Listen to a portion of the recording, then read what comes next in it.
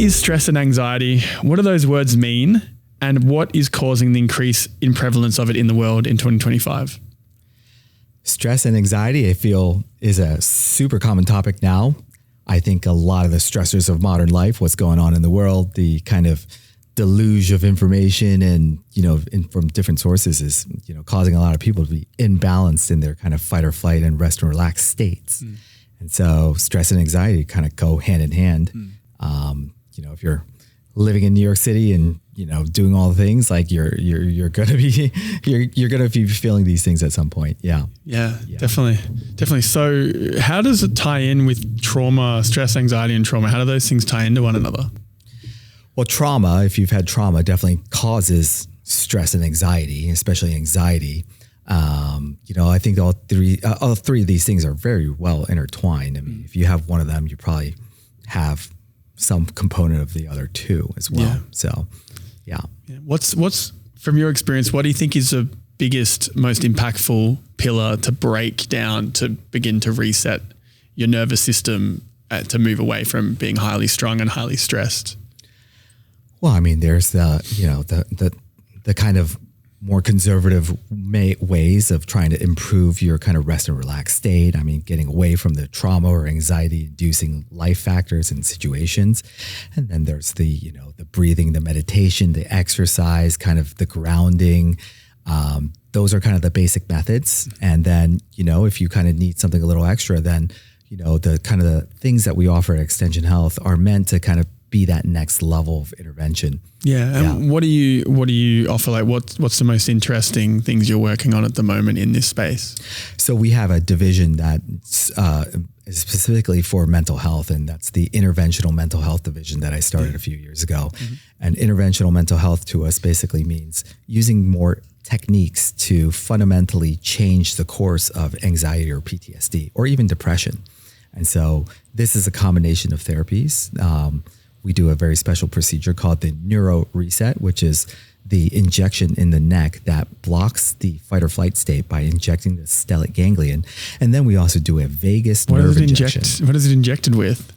The stellate ganglion is injected with a long-acting local anesthetic, similar to lidocaine. Okay, and what that does is it blocks the nerve signal pathways and resets them.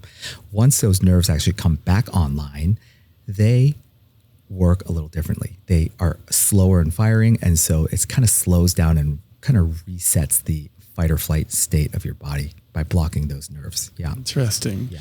I recently bought one of those vagus nerve stimulators, and I'm not really sure if it's doing anything. Yes. Vagal nerve stimulation and the vagus nerve is a hot topic these days, and there's quite a few kind of devices out there that can kind of help with that. In our specific case, we actually inject the vagus nerve directly.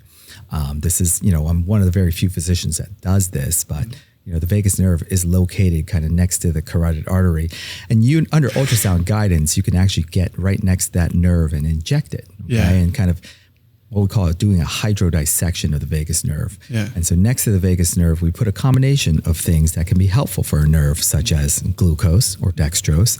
We put peptides, and sometimes we put exosomes or growth factors next to that nerve. By hydrodissecting that nerve, you free up the nerve and kind of bathe it in a column of fluid. Okay. And so the theory is that can help with the function of the vagus nerve, which is, the largest cranial nerve in the body, and also is responsible for a lot of the communication from your body to your brain. So it innervates the diaphragm, the gut. It's responsible for your immune system. It's responsible for a lot of things. And so, by strengthening and improving the function of the vagus nerve, can you potentially improve all these functions? Yeah. So with this vagus nerve stimulator that I bought, am I wasting my time here, or are they actually useful? No. I mean, I think they can be certainly useful. I think there's a lot of data these days. There's quite a few stimulators out there that I think are quite helpful.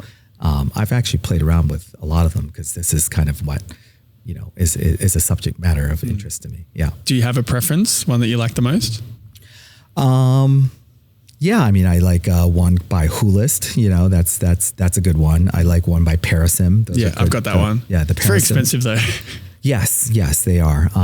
But I mean, I do think they help. Parasim, they have a lot of data actually supporting their kind of usage. So I'm a fan. I mean, clinically we are actually, actively studying the vagus nerve injection. We're in a study right now recruiting patients to kind of see what changes we see with a vagus nerve injection, looking at parasympathetic symptom scores, looking at HRV, resting heart rate, things like that. So we're, in the active process of, writing a paper on that. Can I join the study? Absolutely. That sounds fun. I'm actually down. Okay. Are there any risks? Like what's the potential downside of all of this? Needles kind of scared of it, freak me out a little bit. Well, it's an injection in the neck. Okay. It's done under ultrasound guidance. It does require a skilled operator because this nerve is actually right next to the carotid artery. But we've done several hundred cases at this point, at the very least, and under skilled operator, I think you're going to be fine. Yeah. So, do you do this whole procedure yourself, or do you have someone else who does it? Like, what's? Oh, I'm the main one that does it. Our other physicians are trained to do it, but I've probably done over 2,000 or 3,000 of these neuro resets at this point. It's one of the things that kind of I'm known for, and people kind of travel in to see me for that. Yeah. Yeah. Great. Yeah. Well, count me in. That sounds interesting. Okay. Maybe we'll vlog about it. We'll document the whole thing. That could be really fun. I'd be down. That'd be fun. Yeah.